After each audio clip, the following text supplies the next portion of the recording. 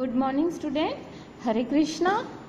आपके एग्ज़ाम ख़त्म हो गए हैं ना। उसके बाद हम आज से अपना नया पाठ पढ़ेंगे। आज का हमारा पाठ है पाठ 8, जयपुर की सैर। यह एक पर्यटन है। हाथ में मोबाइल फ़ोन लिए मीनू दौड़ी दौड़ी आई और बोली, पापा पापा, चाचा जी का फ़ोन आया था। बोल रहे थे जयपुर बहुत सुंदर जगह है, चलो ना पापा जयपुर। मैंने जयपुर नहीं देखा है। मीनू नाम की एक लड़की पापा के पास आके बोलती है कि पापा, चाचा जी का फ़ोन आया था। उसके चाचा जी जयपुर में रहते थे और उन्होंने फ़ोन करके उनको जयपुर बुलाया था। तो वो बच्ची अपने पापा से जयपुर जाने की ज़िद करती है। फिर क्या था, मीनू के माता पिता ने जयपुर जाने का कार्यक्रम बना ही लिया। कोई 4-5 घंटे में वे कार से चाचा जी के घर जा पहुँचे। चाचा जी जौहरी बाज़ार में रहते थे। वहाँ हल्के नाश्ते और गपशप के बाद सभी हवा महल के लिए रवाना हो गए। वो लोग कार से जयपुर गए। 4-5 घंटे में वो लोग जयपुर पहुंच गए। मीनू के चाचा जी वहाँ पे जौहरी बाज़ार में रहते थे। वहाँ पे उन्होंने घर पहुंचकर चाय नाश्ता किया और उसके बाद हवा महल के लिए वो लोग निकल पड़े।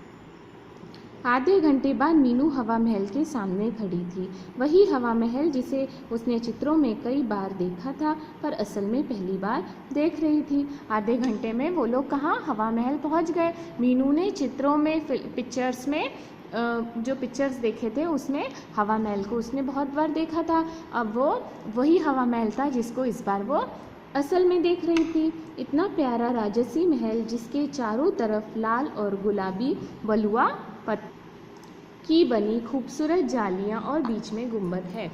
वो राजमहल था, राजाओं के महल था, जो कि बहुत सुंदर था। लाल और गुलाबी बलुआ पत्थर से बना था और उसमें जालियां थी और बीच में क्या था, गुंबद। हवा महल की अनोखी और सुंदर कलाकारी देखकर तो मीनू चकित रह गई।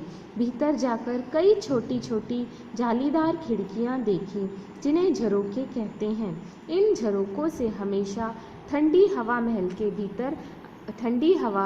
के भीतर आती जाती है, जिसके कारण इसे हवा महल कहते हैं। हवा महल इतना सुंदर था, इतनी सुंदर कलाकारी थी कि मीनू उसे देखकर आश्चर्यचकित रह गई। अब जब वो अंदर गई तो उसने देखा उसमें बहुत छोटी छोटी जालीदार खिड़कियां बनी हुई थी। इन छोटी छोटी जालीदार खिड़कियों को झरोखे कहते हैं और इन झरोकों से हवा महल के अंदर हमेशा ठंडी ठंडी हवा आती रहती है, इसी के कारण उसे हवा महल कहते हैं। चाचा जी ने मीनू को बताया, इन झरोखों की कुल संख्या 953 है। इन झरोखों में रंगीन शीशे लगे हैं। जब सूरज की रोशनी इन शीशों से होकर हवा महल के कमरों में आती है तो पूरा कमरा इंद्रधनुष चमक से भर जाता है।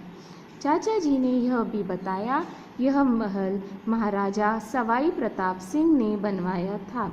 आज पूरी दुनिया से पर्यटक इसे देखने आते हैं।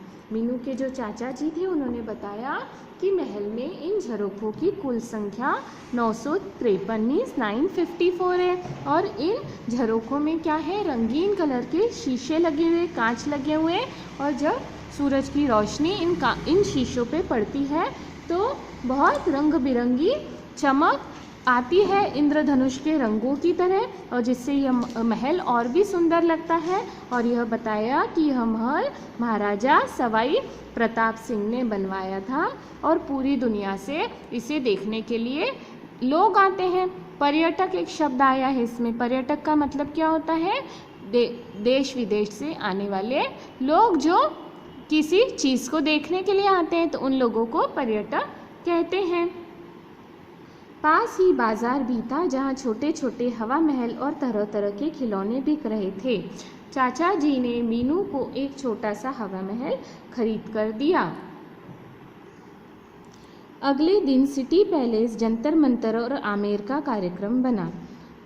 आमेर और शीला माता मंदिर देखने के बाद उन्होंने रामगढ़ मार्ग के चौराहे के पास रानियों की याद में बनी कई छतरियाँ देखी। अब पहले दिन वो लोग हवा महल देख के आए, दूसरे दिन वो लोग जयपुर में सिटी पैलेस, जंतर मंतर और आमेर देखने के लिए गए। आमेर और शीला का जो माता मंदिर देखने के बाद उन्होंने रामगढ़ चौराहे के पास रानियों की याद में बनी छतरियाँ देखी। छतरियाँ क्या होती हैं? मतलब पहले के ज़माने में जब राजा रानी मर जाते थे ना, तो उनकी जगह उस एक छोटी सी जगह पे ऐसा उनकी याद में छतरी बना दी जाती थी। ठीक है। चाचा जी ने मीनू को जयपुर के बारे में लिखी एक सुंदर पुस्तक उपहार में दी। उपहार मतलब भेंट। अब चाचा जी ने जयपुर के बारे में सब चीज़ें लिखी हुई एक ऐसी पुस्तक मीनू को उपहार में दी। मीनू ने चाचा जी से कहा, मैं इसे हमेशा संभाल कर रखूँगी। तो मीनू ने अपने चाचा जी से कहा, मैं इस किताब को हमेशा संभाल के रखूँगी। संदेश: ऐतिहासिक इमारतें देखने से ज्ञान बढ़ता है। क्या संदेश मिलता है? इस तरह की इमारतें जिनका ऐतिहासिक महत्व है, इन्हें देखने से हमारा क्या होता है? ज्ञान बढ़ता है। अब हम इसके शब्दार्थ पढ़ेंगे। कार्यक्रम मतलब प्रोग्राम। पर्यटक मतलब देश विदेश में घूमने फिरने वाला। गुंबद, इमारत का अर्धगोलाकार शिखर। चौराहा, चारों ओर से आकर मिलने वाला रास्तों का केंद्र बिंदु। उपहार मीन्स भेंट या तोहफा। बलुआ, रेत मिला हुआ। अभी हमने ये सब शब्दार्थ पढ़े। अब आप हिंदी की कॉपी में सुंदर अक्षरों में इन शब्दार्थ को लिखो।